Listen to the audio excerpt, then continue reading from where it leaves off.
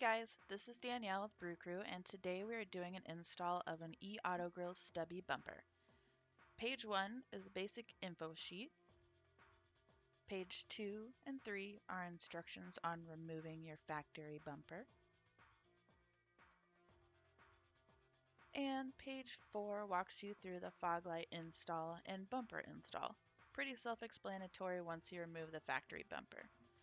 Here's a shot of everything that comes with the bumper, including 2 colored sets of fog light frames, which is cool, but didn't match my Jeep, so I just kept the black frames on. They could potentially be painted, an idea for the future maybe.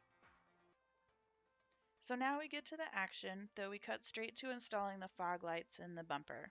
Removing the factory bumper actually took way longer than the install, so we left that part out. I will say that having someone with skinny fingers definitely helped with this part, as it wasn't easy to get in behind the fog lights to screw them in, but we got it done. It also helped to flip the bumper over onto this cardboard you see in the video, as it kept it from sliding around on the concrete so much.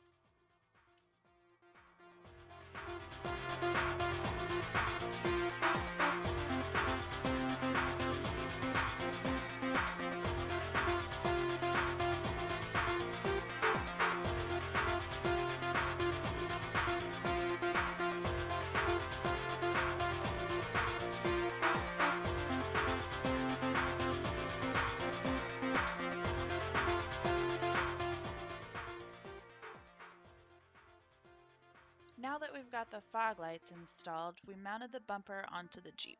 Really, this is the only part where having 2 people is needed, though you could do it by yourself if you had to.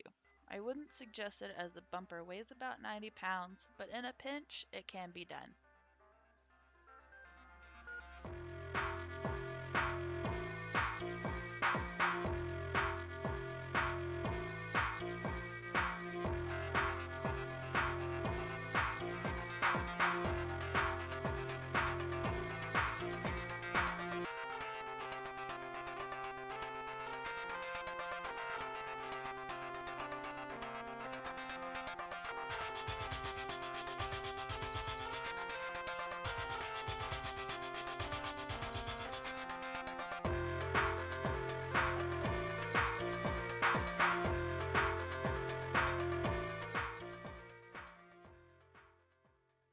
Once we got the bumper in place, we determined that the plastic piece that covers this gap didn't sit right, so we couldn't get the plastic rivets back into place.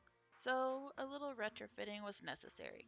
It had already been cut down on each end to mount a bull bar, but we had to cut off the front lip in order to seat it properly with the new bumper.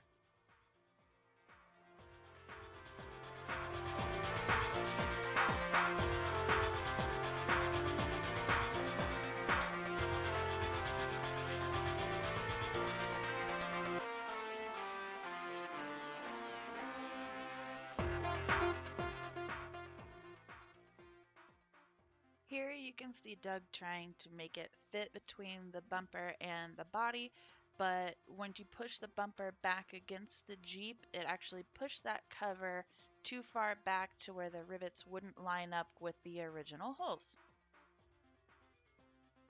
I would probably not suggest this method for retrofitting the plastic cover that sits between the bumper and the body, but Doug is pretty experienced when it comes to this sort of thing, so I let him handle it and it worked.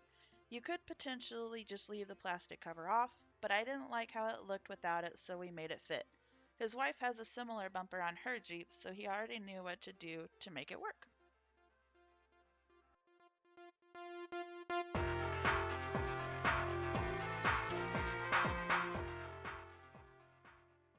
Here's a little bit better shot of the gap, so you can kind of see why I wanted to cover it.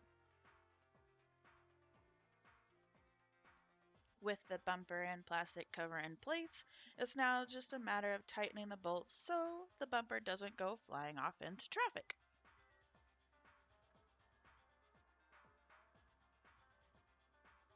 Here's a bit of a closer shot of how the plastic cover sits, and you can kind of see the ends where we cut it off from my previous bull bar.